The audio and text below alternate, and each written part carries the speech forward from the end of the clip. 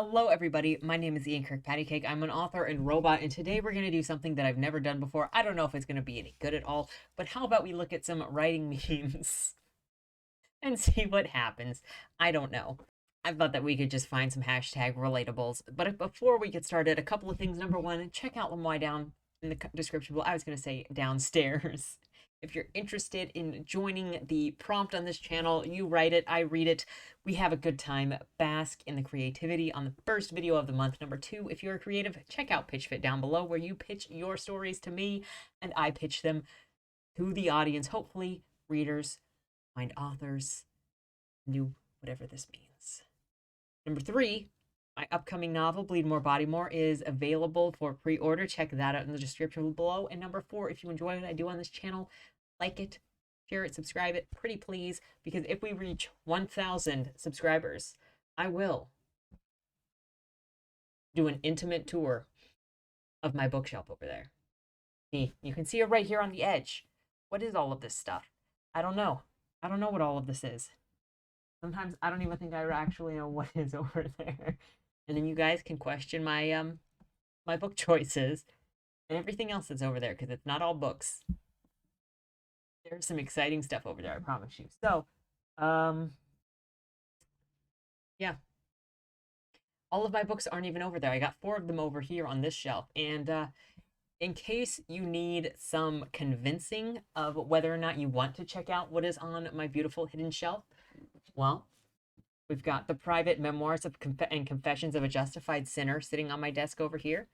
So that's one interest. We've got Empress Teresa sitting over here. So that's another interest. And then I have 2 books by David Domine about Old Louisville. Old Louisville lore, Old Louisville stories, ghosts. If that doesn't tickle your pickle on seeing what the heck I'm hiding on that shelf, I don't know what will. But that's all that I've got to say. I don't know. Let's just get on to the memes, okay? Let's see if we can find anything relatable in here. Anatomy of an author, writer. Eyes for hours, staring at the screen. A brain full of ideas, check. A stomach for trusting your gut. I don't know about that. A heart full of new story ideas. I don't know about that. Is that where we keep the ideas? Dancing feet to celebrate the wins. That's never happened. A thick skin to cope with the lows. I don't think thick skin helps with the lows. I think thick skin helps when somebody tells you that your story is crap. Unless it's me. If I'm telling me my story is crap, thick skin doesn't really help. At least I got my writing done. Fact check true. Everything else. But what about those days when that's what your room looks like? And also you're like, ugh, I still got to do my writing. And I have 30 minutes left in the day. How my friends plot their novels, how I write my novels, I don't know. I'm making this up as I go. That's me. I feel like I just had this discussion with a bunch of loin streamers where it's like, I don't freaking know. I think Ken was on this with me, is that we're just like feeling it out. Let me know in the comments, are you a plotter or one of these guys down here that's just like, oh, let me shrink. Actually, let me switch the side that I'm on. Let's do this. Nothing important is lost over here. Well, let me know what you are. Are you a plotter, or do you kind of figure it out as you go, and then you're just kind of like holding on to the reins and your characters are just yanking you forward? 8 tips from authors. Well, let's see what this is. 1. Make a contract with the reader and don't break it. Dan Brown is a believer in the idea of contract between author and reader. The contract is an implied promise that you make to the reader about what will be delivered by the end of the book. In any novel, there are hundreds of promises, small and large. It is crucial in storytelling to keep every single promise you have made, no matter how trivial. You know, this kind of plays into what I was talking about on Monday with writing your plot summary. And if you don't follow what you've promised in the plot, or you hold out about what's going on with the plot, you want to always follow through on the promises you make your readers. 2, you learn to write because you're a reader. Reading good books is the best way to learn to write. Sometimes you'll read something and figure out what you don't want to do, as well as do what you want to emulate. Both of these are important. Read not only classic books, but contemporary ones that are products of today's publishing market. Yes, freaking read all the time. 3, convey truth with stories. Provide specific, concrete sensory details. You can make up an underground tunnel that doesn't exist, but if you describe the smell of sewage and the persistent dripping of water, you draw your reader into concrete experience that contributes to the sense of reality. True. This works with anything, and you'll see it's why I use so many sensory details in a lot of what I work on. Is if you do a sound, that's going to get somebody. If you do a feeling, it's going to get somebody. If you do a smell, it's going to put people into that place. The concrete details are what make the area real. The waste paper basket is your friend. During revision process, you may have discarded parts of what you've written that aren't working. It's difficult, but it's essential to, I hate the phrase kill your darlings because it's just so cliche at this point. Sometimes a shift in tone, tense, or point of view can fix a chapter that just isn't working. Often changing points of view or strategy from third to first to third can unlock a story for you. Yep, just play around with stuff that's not working. And I remember with Dead, there were quite a few places. It used to shift POV quite a bit because making jokes and making puns was much more important to me apparently than a constant POV. And as I was going through some of the later edits up into 2020, I was removing stuff that were funny jokes or funny one-liners, but the one-liners were not pertinent to the personalities of what was being said. And that's one of the problems that I had with Clive Barker's the Crimson Gospels, because it felt like a lot of the characters were sacrificed. Their personalities and characterizations were sacrificed for the point of making jokes instead of being true to themselves. Number 5, what do people find interesting? What do you find interesting as a writer, and what do people around you find interesting? Just because you set out to accomplish one thing with a story doesn't mean that it's necessarily have to make that thing happen. Diversions and problems that can't be solved frequently come up, and sometimes their interesting qualities overrides the original idea. If you have to narrate, the audience might understand, but they'll no longer care. David Mamet. David Mamet is super into just bada bing, bada boom. Your job is to convey a story, ideally by embracing the ethos of show, don't tell. Try to avoid narration. There are places when narration can work, and so that's one of the areas that I sometimes get into not debates with, but disagreement with people saying show, don't tell for everything. Because there are places when telling works, especially with stylization. Like in, I would say, noir, you've got more tell. It's part of the style. With fairy tale, you've got a little more telling room. It's part of the style. And so you can make that work. But anticipate their desire to jump ahead so that you can throw them through a loop. Do not torture yourself. If you find yourself agonizing over a section of your writing you're struggling with, move on to something else. James Patterson says the key to ward off writer's block is to freight train through the first draft. True, just work through it. The first draft is to make it freaking exist, because you cannot do anything with something that doesn't exist, and you can never make your first draft the best draft that will ever exist. Pretty much never. So you just have to get it down so then you can start working on making it alive. And if you can't figure out a scene, skipping that scene, totally legitimate. Did that with Creatures Lie here, and I had to finish the book in order to figure out 2 of the scenes that I had to write in. Sometimes that happens. Make a mess. When he's first starting work on a poem, Billy Collins writes 1 or 2 drafts in longhand, making a mess by crossing out words and entire lines. Only after he has a messy first draft does he begin to tidy it up. He types his written work up on the computer, editing as he types. If this method resonates with you, write your next project in longhand in your notebook. I could not write a novel in longhand because I don't like writing that way. I just write so slow, so sloppy. I end up being very clippy in what I'm doing just to get done with writing it. Things I do as a writer: not write, daydream, cry, complain, wait for inspiration, write, not write. Can't relate. Most of the time, I'm still writing something. And I don't cry, as you all know. Everything is going to be all right. Author right before the plot twist. Who's this? Which of you is this? The first Polish language dictionary, published 1746, included definitions such as horse. Everyone knows what a horse is. They don't mess around in Poland. Writers writing, I can't wait until I'm famous and my work has spread across all of the lands and I have millions of devoted readers. Writers giving their work in progress to one single person to look at. It feels like maybe 1,000 knives repeatedly stabbing me might be preferable. This gets better. This gets theoretically sort of easier. I swear, maybe. Does it though? my moral compass leaving my body when a villain is sexy. Who's been there? What was the villain crush that you were able to ignore your moral compass for? And you're like, no, I can help that. I can help that one. Man, my choice isn't even sexy necessarily. No. I'm not gonna say that. Me, I can't wait to someday publish, hold my book in my hands, meet my readers, see fan art and fan fiction, eventually get a different edition cover. Also me, doesn't write. You know, I've noticed there are a lot of memes about not writing. It seems like the common understanding of being a writer means just not writing. Me, after I totally sit down to write. Today is the day I finish my book. YouTube, How to Tame a Grizzly Bear in Your Garden. Me. I'm telling you, every writer, apparently writing is just not writing. Re-enchant your life by making the mundane exciting.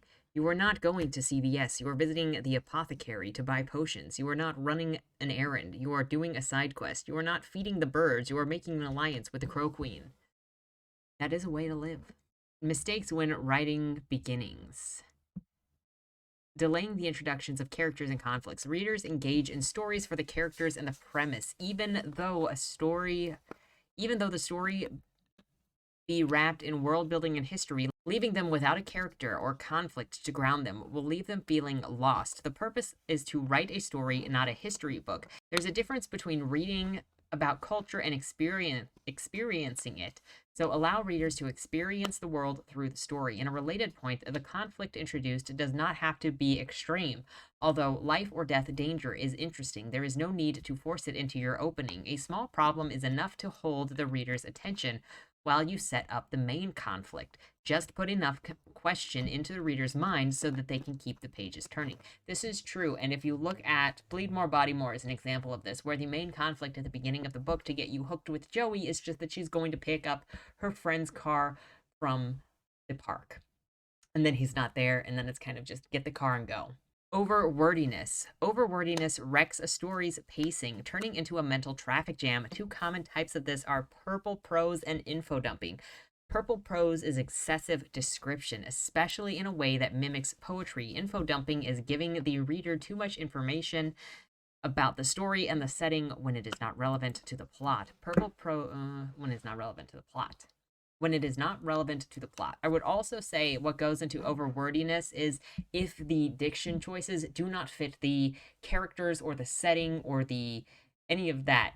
So one of the other things that happens when you start throwing in all of these extra wordings or you throw in weird diction is you yank your reader out of the story. And every time your reader is yanked out of the story, you know, their flow is disrupted from reading, because that's one of the things that it was talking about was messes up the pacing. Every time you yank your reader out of the story, it breaks the immersion. And if your reader is not immersed in the story, then they are likely to be more critical of the components because they are not immersed in the story. So if you have issues that keep dragging the reader out, be it purple prose or overly descriptive or info dumps where they're going, how long until we get back to the action, or weird diction where they're like, what the frick is this word choice?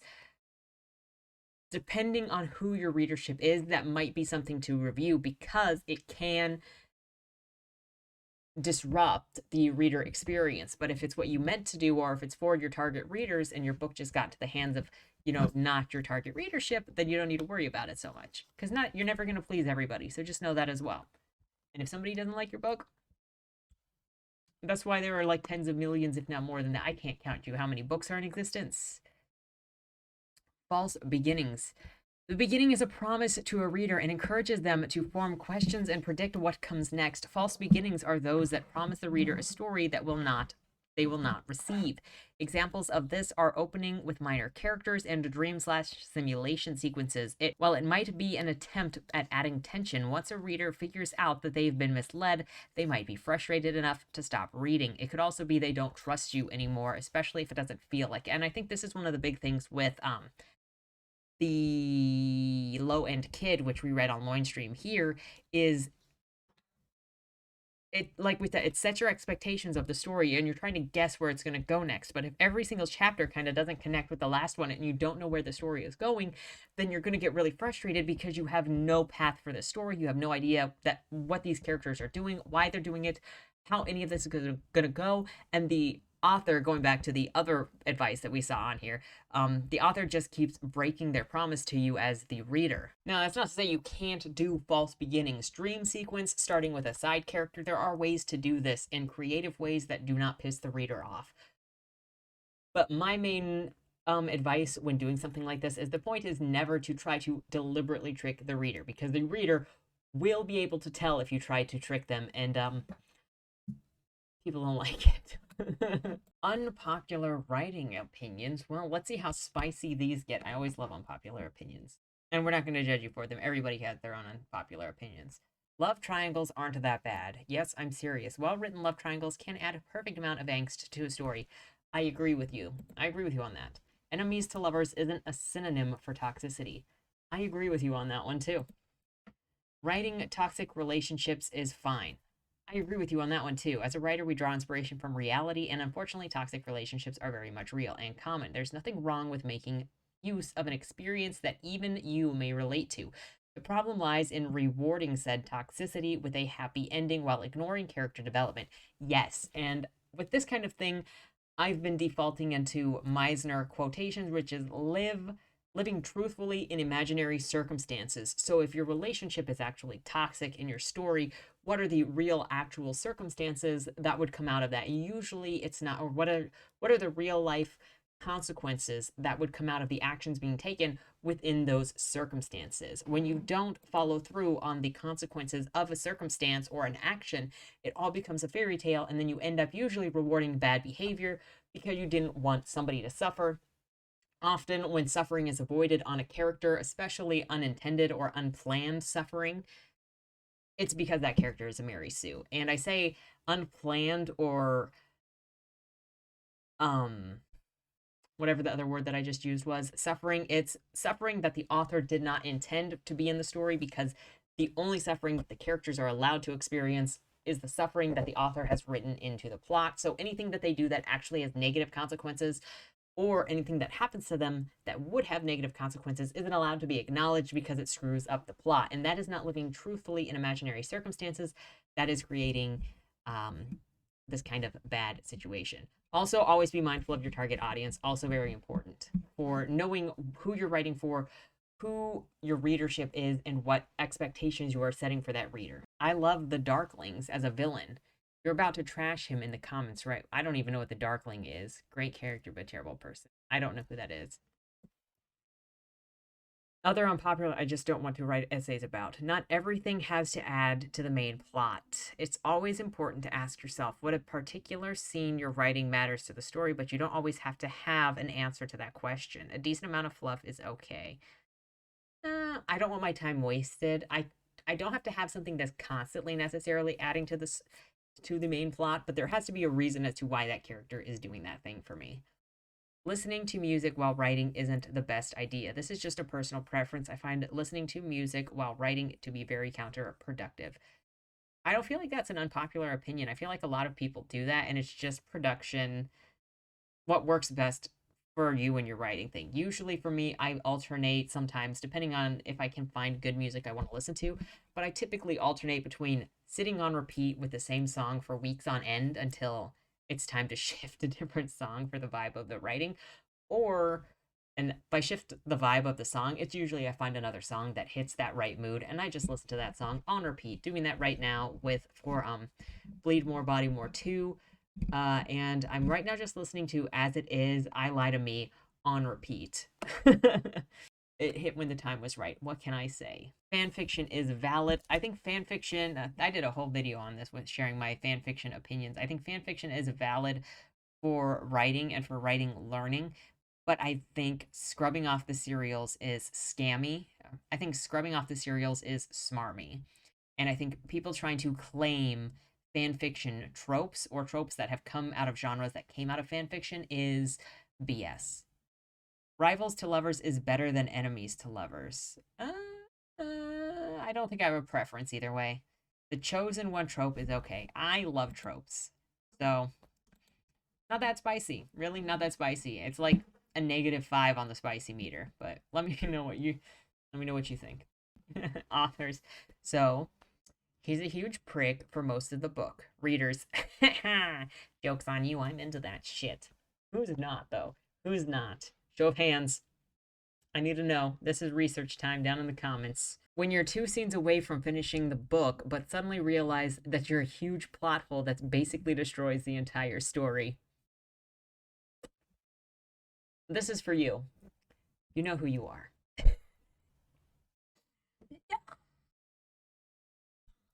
All of that work. Oh. Why do writers always feel cold? Because they're surrounded by drafts. The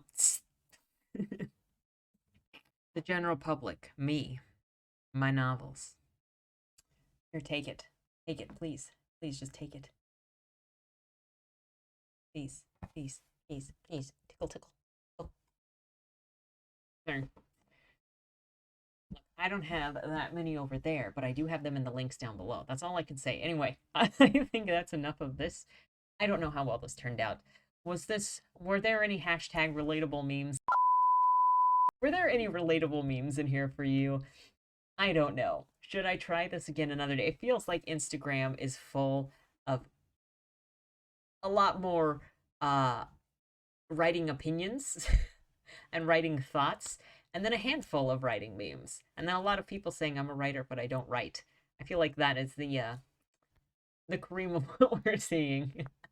Let me know if you like this down in the comments. Was there anything that really struck you? And also whatever I asked you for your opinions about earlier that I can't remember now, I would still like to know that. Please answer me for research purposes. All that said, thank you so much for watching. Hope you have a great day, a great weekend, and maybe I'll see you tomorrow for Friday Night Loin Stream here, 8:15 Eastern Time, checking out, continuing Empress Teresa. We are almost half of the way through, so hope to see you there. Otherwise, have a great weekend. Thank you for watching, and don't die.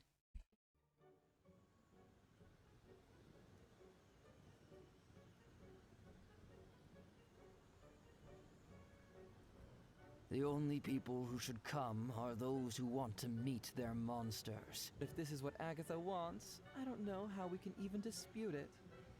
I change lives, baby. And I and them. Sweetheart, no bargains hold. Only fools know restraint. Only losers lose! I've been under the knife so many times, I'm practically immune to it. If your scissors are dull, may I recommend sharpening them with leather? I think I hit you. Mima says I must have a guardian angel. To enter the ring but abstain from playing is suicidal. Your virtue makes you nothing but a liability. You're gonna die. You're gonna die. You're gonna die.